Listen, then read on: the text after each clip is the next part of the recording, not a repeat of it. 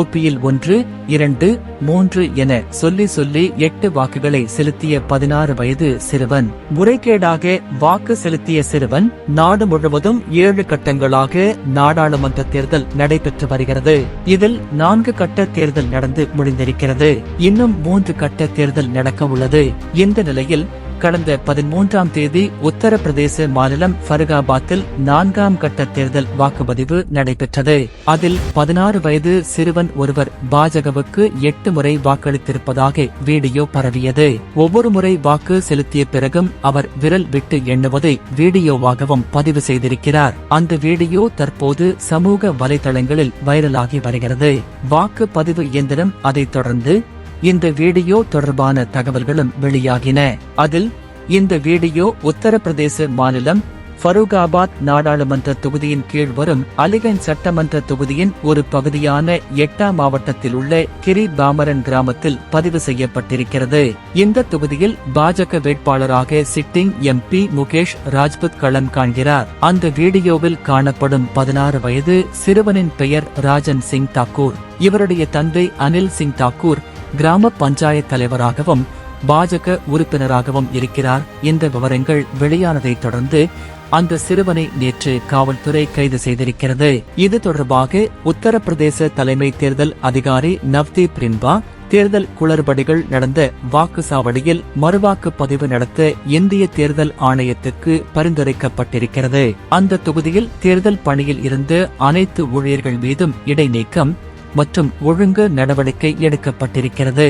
மேலும் அந்த சிறுவன் மீது இந்திய தண்டனை சட்டத்தின் பிரிவுகள் 171F, தேர்தலில் தேவையற்ற செல்வாக்கு மற்றும் ஆள்மாறாட்டம் 419, ஏமாற்றுதல் பிரதிநிதித்துவத்தின் பிரிவுகள் 128, 132 மற்றும் 136 ஆகியவற்றின் கீழ் 8ஆம் மாவட்டத்தில் உள்ள நாயகன் காவல் நிலையத்தில் இந்த விவகாரத்தில் FIR பதிவு செய்யப்பட்டிருக்கிறது என குறிப்பிட்டிருக்கிறார். முறைகேடான வாக்குப்பதிவு நடந்த தொகுதியின் சமாஜ்வாதி கட்சி வேட்பாளர் நவல் கிஷோர் ஷக்கியா வெளியிட்டிருக்கும் வீடியோவில் கிராம் கிரியா பாமரனில் உள்ள வாக்குச்சாவடி எண் 343 இல் முறைகேடான வாக்குப்பதிவு நடந்திருக்கிறது.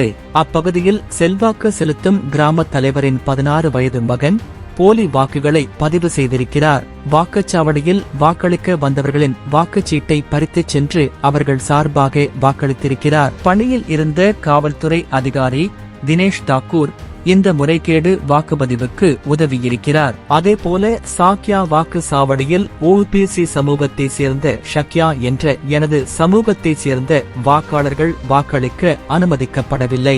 எனவே 2 வாக்குச்சாவடிகளிலும் மறுவாக்குப்பதிவு நடத்த வேண்டும் என குறிப்பிட்டிருக்கிறார். சமாஜ்வாடி கட்சி தலைவர் அகிலேஷ் யாதவ் ஏதாவது தவறு நடந்ததாக தேர்தல் ஆணையம் உணர்ந்தால் அவர்கள் சட்டப்படி நடவடிக்கை எடுக்கலாம். இல்லையெனில் பாஜகவின் வழிகாட்டல்களில் தேர்தல் ஆணையம் செயல்படுகிறது.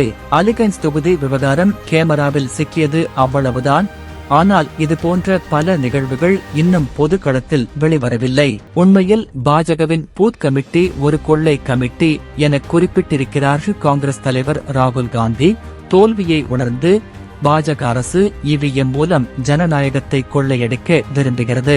அதிகார அழுத்தத்தின் கீழ் அரசு அதிகாரிகள் தங்கள் அரசியலமைப்பு பொறுப்பை மறந்துவிடக்கூடாது. இல்லையெனில் இந்திய கூட்டணி அரசு அமைந்த பிறகு அரசியலமைப்பின் பிரமாணத்தை அவமதிக்கும் முன் எவரும் 10 முறை யோசிக்கும் வகையில் நடவடிக்கை எடுக்கப்படும். இனியாவது தேர்தல் ஆணையம் விழித்துக் கொள்ளட்டும் என எச்சரித்திருக்கிறார். இதனிடையே அந்த வீடியோ தொடர்பாக சிறுவனின் தந்தை அனில் சிங் தாக்கூர் பேசுகையில், எனது மகனுக்கு 16 வயது. ராஜன் சிங் தாக்கூர் எந்திரத்தை சோதிக்கும் போது வாக்களித்த வீடியோ அது.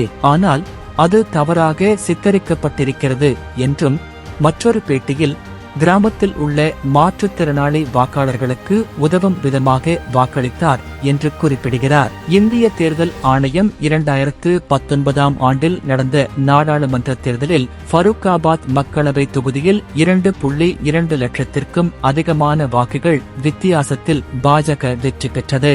இதே போன்ற முறைகேடான வாக்குப்பதிவு குஜராத் மாநிலம் தாஹோத் தொகுதியின் பிரதம்புரா பகுதியில் நடைபெற்றது.